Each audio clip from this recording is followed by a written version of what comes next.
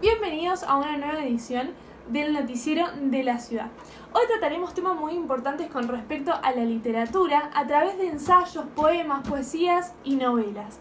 Para ello nos acompañarán unos compañeros muy especiales quienes nos ayudarán a entender un poco más los distintos opuestos y diferencias que hay dentro de la literatura, cómo se expresa y de qué manera lo hace.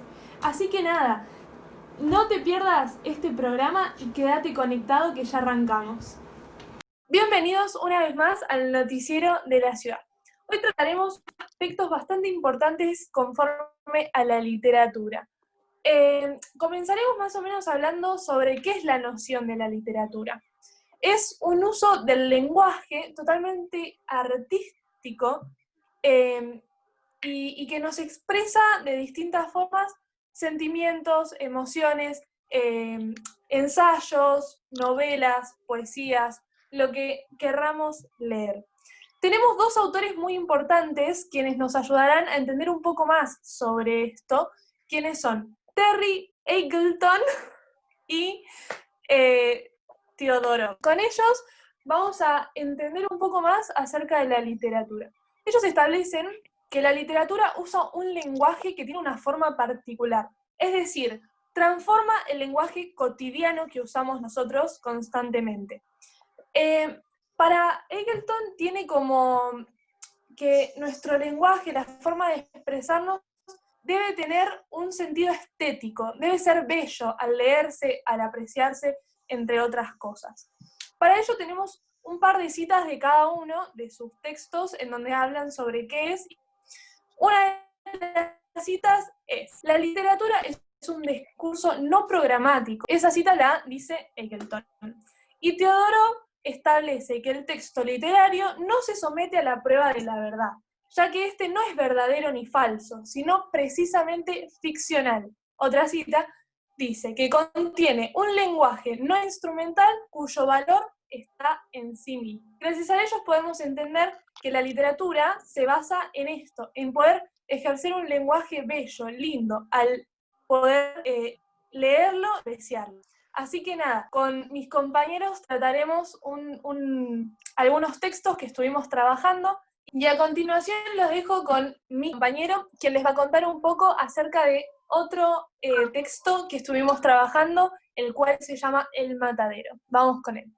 Ok, exactamente como dijiste, Juli, yo voy a ver El Matadero escrito o detalladamente por Esteban Echevarría.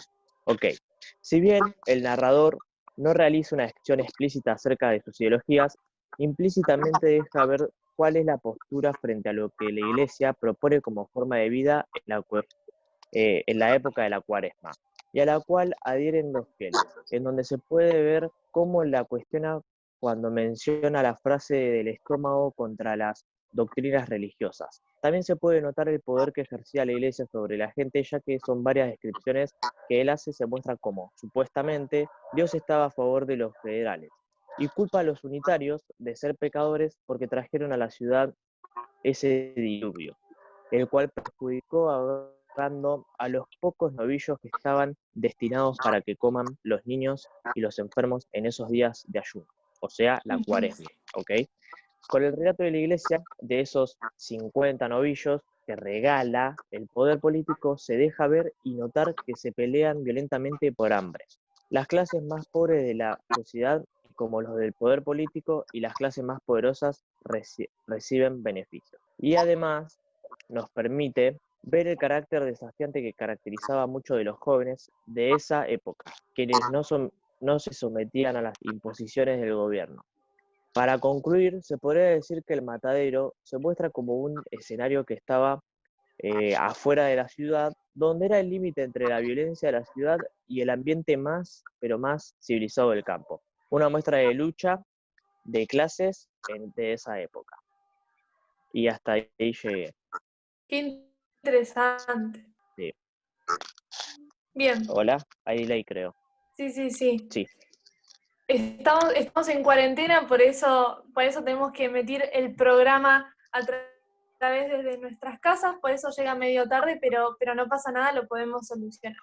Totalmente. Es muy importante lo que acaba de compartirnos nuestro compañero acerca del matadero, pero indagaremos un poco más en la diferencia que hay entre el campo, la ciudad y cómo los del campo viven allí. Para ello tendremos a nuestro compañero quien va a hablar y comentar un poco acerca de los textos Facundo y el Martín Fierro, en donde nos explican un poco más esto. Así que nada, vamos con él. Hola a todos. Bueno, yo estuve viviendo acá en el campo más aproximadamente unos meses, unos 5 meses, 6 meses, y pude notar cómo es toda la cuestión de la cultura acá. Acá la gente, los chicos más que nada, no van al colegio, no como suele pasar en la ciudad, sino que desde muy chicos aprenden a trabajar las tierras, criar animales y todo relacionado con eso. Tienen más una educación que le dan los padres y no tanto como normal, como van las personas al colegio. También noté que hay como una separación entre la ciudad y el campo, ya que cuando por ahí una persona del campo se acerca a la ciudad, la miran rara, la miran como alguien que no pertenece allí. También, Bien, sí, te ¿te escucho. pudiste dar cuenta si alguna vez alguno de los del campo se sintieron usados por gente de la ciudad o del poder o alguna cosa así? Sí, lamentablemente me crucé con una situación así. Estábamos en una pulpería, como le dicen ellos, en un lugar donde se reúnen muchos gauchos, muchas personas a relacionarse con otras, y entró un grupo de personas que a la fuerza se llevaron a un par y nada, se lo llevaron a saber para qué, ¿no? Seguramente para que trabajen para ellos obligados, ¿no? Pero no, la verdad que un momento que lamentable que tuve que vivir. Bien, hay una cita en el texto de El Martín Fierro en donde se puede ver y expresar esto, que bueno, después va a estar por pantalla, supongo, así que la podrán apreciar. Bien, ¿algo más para decir? Muy buen programa. Reconocer y entender la diferencia que hay entre el campo, entre la ciudad, cómo actúan los gauchos, la gente que vive allí, también cómo son en la ciudad, la diferencia entre unitarios, federales, pero ahora vamos a hablar un poco más acerca de unos movimientos que se estuvieron ingresando a la ciudad, como ser la generación de modernización, y para ello tenemos a nuestra compañera que nos va a explicar un poco más a través del texto En la sangre. Así que vamos con ella. Hola, buenas tardes. Bueno, yo voy a pasar a explicar uno de los temas importantes que hablaremos en el día de hoy, que es cómo se relaciona la vida del inmigrante en la época donde se toma una iniciativa, conduciendo a las personas y al país a una modernización. ¿Qué quiero decir con modernización? Quiero decir la inclusión de todas las personas mediante la educación y la salud. Para poder ponernos un poco más en contexto con todo esto que tiene que ver con la inclusión, la modernización, hablaremos un poco del texto En la sangre de un autor llamado Eugenio Cambaceres. Nos cuenta un poco acerca de lo que se vivía en esa época mediante la vida de un hijo de un inmigrante y cómo esa persona recibía discriminación por parte de sus compañeros por llevar su sangre, la de hijos de un inmigrante, como acabamos de decir. Y además nos cuenta un poco acerca del movimiento sobre la generación del 80, que es un movimiento socialista, el cual no solamente lleva a la modernización del país, sino también a la inclusión de aquella gente que en esa época no tenía las posibilidades de poder ingresar a una salud o a una educación.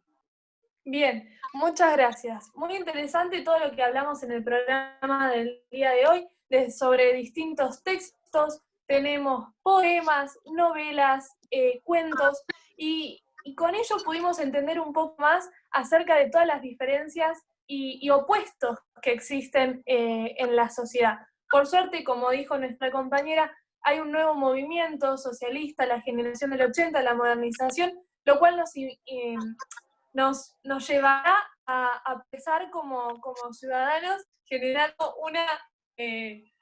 una alianza entre estos opuestos y estas diferencias. Así que nada, muchas gracias a todos por hacer de este programa un buen programa, con mucha información para todos. Así que nada, Nos despedimos.